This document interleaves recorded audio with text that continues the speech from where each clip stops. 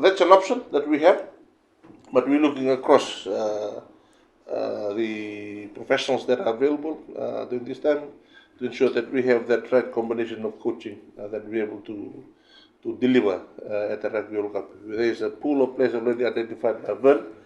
Whether the new coaching staff comes in and can confirm that pool of players and the coaching staff, that will be something that will be made in due course once we announce the new head coach and the coaching staff. You never know. It might be a local guy or someone from overseas. But our immediate priority now is the Rugby World Cup.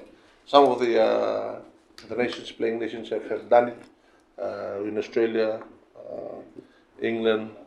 Some of the other countries have changed their coaches leading up to the World Cup. So we've gone through this process, noting that Vern has given in his resignation letter, and we have accepted it.